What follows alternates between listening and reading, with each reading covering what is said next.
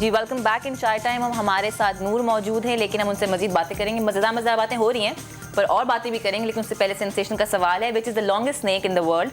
Python, anaconda या फिर green tree snake? वो आसान सा प्रोसीजर है, ऐसे लिखे, स्पेस दें, सही ऑप्शन लिखे, अपना पूरा नाम लिखे, सेंड कर दें 277 पे। इतने खतरनाक नाम लेके ना उस बात अच्छा किससे डर लगता है? मुझे एनाकोंडा, मुझे तो खैर तीनों से मुझे तो चूंटे से भी लगता है, और तो मुझे लगता है कली से भी लगता है। छिपकली से हेट। अच्छा, हम बात कर रहे थे टेंट्रम्स पे, जो हीरोइंस में आ जाता है ना। इसके जितनी भी मैं देखूं इस वक्त, अगर कोई एक तो बहुत चेंज हुई है हमारी हीरोइंस में, इसकी काफ़ी माशाल्लाह सबने अपने आप को बहुत अच्छा किया है, ठीक है, बहुत अच्छा चेंज भी है। लेकिन उस ग्रूमिंग के साथ साथ अभी हर एक ने अपना एक अलग स्टाइल, अपने अलग टेंट्रम्स बनाए हुए, ठीक है। कोई एक बिल्कुल इतनी वो सोबर होंगी कि वो फेक लग रही होंगी, मैं नाम नहीं ले रही किसी का, लेकिन और कोई जो है वो उनको वो अपनी जुबान भूल चुकी है। फिल्म में वो पंजाबी उर्दू सब में कर रही है, वो उर्दू इंग्लिश में बोलती हैं, उर्दू इंग्लिश में बोलती हैं। और कुछ ऐसी हैं कि वो उनसे बोला नहीं जाता, कुछ अलग अलग मसाइल होते हैं। आपके साथ ऐसे कोई मसाइल नहीं हुए? कभी दिमागी कोई ऐसा असर नहीं आया? नहीं, ऐसा असर ही नहीं। मतलब मैंने बल्कि बड़ी कोशिश की। मेरे फ्रेंड्स अक्सर मुझे कहते हैं कि तुम में एटीट्यूड नहीं है, तुम्हें वो हीरोइन तुम लगती नहीं हो कहीं से, तुम बैठी हुई हो कहीं, मैं नीचे भी बैठ जाऊंगी। मुझे कभी खाने का मसला नहीं हुआ कि नहीं मुझे यही खाना है सेट के ऊपर, और मैं हमेशा टाइम पे आधा घंटा पहले पहुंचती हूँ। अभी आपके शो पे आने से पहले भी आधा घंटा पहले मैं पहुंची थी। आई एम वेरी पंक्चुअल, ठीक है। और मुझे कभी वो हुआ नहीं, कुछ पता नहीं मुझे कोई पता नहीं क्या प्रॉब्लम है मुझे। मेरे दोस्त कहते थे प्रॉब्लम क्या है, कभी तो कभी नखरे दिखाओ, क्योंकि उसकी वजह से देखिए एक टेंट्रम होते हैं। People take me for granted now.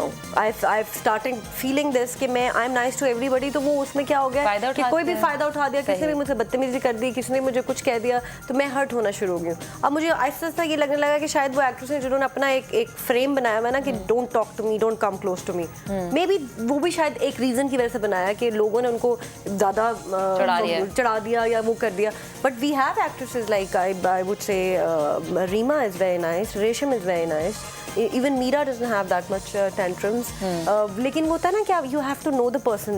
दूर से तो आपको tantrums ही लगेंगे, लेकिन आप उनको जाने तो आई थिंक आपको पता चलेगा। लेकिन जब आप शो कर रही होती हैं तो बहुत दफ़ा ऐसा होता है कि मैं कुछ नहीं बोल रही, फिक्र नहीं करें, लेकिन बहुत दफ़ा ऐसा होता है कि आपको कंट्रोल करना पड़ जाता है। कोई बात कर दे, जैसे एक्ट्रेस को खासतौर पे कभी आप बुलाएं जी, और वो फिर टैंट्रम शो कर रही होती हैं थ्रू आउट द शो मैंने देखा है, और आपने उसको इतने अच्छे से लेके आप चली, आपने एक लफ्ज़ नहीं बोला, तो ये अंदर हो रहा था, गुस्सा आ रहा था आता जी, बहुत अपने आप को मैं वो करती हूँ। शुरू में आता था, लेकिन मुझे एक बात मैंने उमर भाई से सीखी थी, उमर शरीफ साहब से, और अभी भी उनकी मैं बड़ी इज्जत करती हूँ। मेरे मतलब बहुत, मेरे अब्बू के भी बहुत अच्छे दोस्त हैं, उनसे मैंने सीखी थी। उन्होंने कहा था कि बेटा जब आपके शो में, उन्होंने कहा होस्टिंग में टिप्स में लेते रहते ना बात, तो उन्होंने कहा आपके शो में जो भी आए ना, वो आपका चाहे उसने इतना सा काम किया हो, चाहे उसने इतना काम किया हो, आपने उसकी इज्जत करनी है, उसको रिस्पेक्ट देनी है। और ऐसी भी मॉडल, ऐसी कुछ लोग हैं जिनसे मैं वैसे नॉर्मली बात ही, वो मुझे एटीट्यूड दिखाती थी, but you know what I do is like I make sure I give them respect. मैं शो से पहले ही उनकी तारीफ कर दूंगी, उनको इतना प्यार करूंगी, thank you so much for coming on my show, that they feel comfortable. और because that is my morning show at the end of the day. अगर मैं उनको रिस्पेक्ट, वो मुझे अगर नखरा भी दिखाती हैं तो मुझे मेरे व्यूअर्स मुझे देख रहे हैं, तो मुझे वो कवर अप करना पड़ता है एट टाइम्स। हाँ, गुस्सा भी चढ़ता है, लेकिन वो फिर गुस्सा मैंने निकाल नहीं। अब वो 4 महीने में और गुस्सा भी अब कम हो गया होगा ना, अब नहीं करती है। अच्छा, एक कॉल ले लेते हैं। हेलो, अस्सलाम वालेकुम। वालेकुम सलाम, कैसी हैं आप लोग? ठीक ठाक। आप कौन बात कर रही हैं? मैं रुबीना हूँ, कराची से। जी रुबीना, क्या कहेंगी? नूर से मुझे बात करनी है। जी रुबीना, अस्सलाम वालेकुम। नूर, आज मैं जब भी अपनी छुट्टी करती हूँ, ऑफ होती है, आपका जो दूसरे चैनल पे प्रोग्राम आता है, बहुत शौक से देखती हूँ पूरा वक्त, बहुत इतनी प्यारी लगती है मुझे, बहुत पूरा वक्त देखती है। बहुत शुक्रिया, थैंक यू, बहुत शुक्रिया। बहुत अच्छा प्रोग्राम करती है, बहुत अच्छी होस्टिंग हो रही है आपकी। थैंक यू जी, बस पहली आपका दफा प्यार है। शायद आप किसी प्रोग्राम में होस्टिंग कर रही हैं। जी पहली दफा तो नहीं है, लेकिन मॉर्निंग शो पहली दफा कर रही हूँ मैं। जी हाँ, बहुत अच्छी, बहुत मतलब एक कॉन्फिडेंस है आपकी होस्टिंग में। थैंक यू जी, आपका प्यार है जिसकी, जो मुझे सुबह रोज 5 बजे उठाता है इसमें। जी हाँ। रुबीना, आज कैसी लग रही है नूर, ये बताओ यहाँ पे? हाँ, शादी बहुत अच्छी लगी है, 2 चोटियां डाल के। छोटी नहीं, ये बाल खुले हुए हैं अपनी तरफ से। बहुत अच्छी लग रही है। थैंक यू, बहुत शुक्रिया। अच्छी रेंज की लग रही है। You made my day, I swear to God. ये सबसे बड़ा कॉम्प्लीमेंट है इनके लिए अभी तक। और मैं आपके सवाल का जवाब भी देना चाहूंगी। अच्छा, आप हमें SMS कर दें। अच्छा, आप हमारा SMS करो। हाँ, SMS कर दें, ऐसी लिखे, स्पेस दें, सही ऑप्शन लिखे, अपना पूरा नाम लिख के हमें सेंड कर दें 277 पे। ठीक है रुबीना? बहुत बहुत शुक्रिया हमें कॉल करने के लिए। कर लिए ताकि आपको पता चले कि छोटी क्योंकि मॉर्निंग शो में बहुत टाइड अप होती हूँ, तैयार यार बिल्कुल सादी सादी इसलिए बिकॉज इट्स मी। तो ये नूर है। नहीं वो तो होस्टिंग है ना, that is my show where I conduct and I have to entertain everybody, my female followers जिनको मेरे कपड़े पसंद है, जिनको मेरे झुमके मेकअप पसंद आता है, तो मैं उनके लिए तैयार होती हूँ सुबह के वक्त। आप 2 in 1 है, देखें आप इस तरह आप मेकअप में भी अच्छी लग रही होती हैं और आप बगैर मेकअप की भी अच्छी लगती है, तो आप छोड़ देना यार। बहुत शुक्रिया, दैट्स सो स्वीट। अच्छा, आपने फिल्मों से स्टार्ट किया, ठीक है, यू वर वेरी यंग जब फिल्मों में आई, ठीक है, फिल्म्स की, उसके बाद ड्रामे तो आप किए और आप मॉर्निंग शो भी कर रहे हैं। मैंने पहले जब मेरी पहली फिल्म रिलीज हो रही थी उसी वक्त मैंने प्ले किया। अच्छा, उस ड्रामे मैंने उसके साथ काम कर रही थी, मैंने कभी वो नहीं किया कि नहीं अच्छा I am film actress and I want do television. मैंने फहीम बर्नी का उस वक्त किया था, उसमें नादिया खान भी थी, उसमें रेशम भी थी, वन लॉन्ग प्ले उफ ये लड़कियां के नाम से, और मेरी उसी टाइम पे मुझे चांद चाहिए पहली फिल्म रिलीज हो रही थी। और मैंने कभी, मुझे तो nobody can say that you know okay you were a film star then you became a television star, I was doing everything together, साथ चल रहा था, ठीक है। लेकिन अब होस्टिंग अभी स्टार्ट की, जी वो होस्टिंग में किस चीज़ में ज़्यादा मजा आया? इसके अभी तक एक वो था ना कि लोग जो आज हम सवाल भी ये कर रहे हैं, पूछ रहे हैं कि सिल्वर स्क्रीन या फिर टीवी स्क्रीन, कहते हैं सिल्वर स्क्रीन का जादू एक अलग ही होता है। Silver screen any time silver screen. वैसे मैंने तो वैसे ही मेरी तो सिल्वर स्क्रीन इज लाइक मेरी होता है ना कि टेलीविजन ननियाल है और जो फिल्म इंडस्ट्री वो ददियाल है। ददियाल स्ट्रांग होता है, थोड़ा ऊपर से आता है, स्ट्रांग होता है, तो वो वाली बात है मेरे लिए इसी तरह से है कि मुझे film industry, my father was from the industry, he used to produce as well, act as well, और मुझे फिल्म इंडस्ट्री में everybody treated me so well, I was so comfortable with the camera screen. मेरे लिए film, जब मैं 3 साल से मैंने फिल्म की, आप सोचें, तो मुझे फिल्म तो एनी टाइम फिल्म। लेकिन अभी फैमिली में जैसे आपके फादर तो थे ऑब्वियसली बिलोंग टू मीडिया, लेकिन उन्होंने कभी आपको रोका या उन्होंने सपोर्ट किया था through out when you were entering into media कि नहीं तुम नहीं कर सकती? नहीं, ऐसा कुछ भी नहीं था। मुझे इनफैक्ट मेरी जब मैंने स्टार्ट किया था, मैं बचपन में ही उनकी सपोर्ट की वजह से स्टार्ट किया। मेरी ममा अबू दोनों सेट पर होते थे, मेरे साथ होते थे, और उनकी वजह से ही जो भी हूँ मैं आज हूँ, उनकी वजह से मुझे बेटा कहते थे, मुझे सारे डायरेक्टर सब हर कोई बेटा कहता था। इतने मतलब मुझे टाइम्स ये भी होता था, बहुत इज्जत उनकी वजह से मुझे मिली, बिकॉज वो फिल्म इंडस्ट्री में थे। हाँ, मैं ददियाल की तरफ से ऑब्वियसली प्रॉब्लम्स हुई थी, ऑब्वियसली थी कि my father they stop meeting my father that you no, तो अपनी बेटी को फिल्म में ला रहे हो, क्या कर रहे हो, ये कर रहे हो। But when I became famous then they were like आओ नूर आओ, हमारा रिश्तेदार है, हमारा बच्चा है। बाद में तो सब सेट हो जाते तस्वीरें खिंचवा रहे होते हैं, बाद में तो फ्रेम में हो रहा होता है कि हाँ जी हमारी है।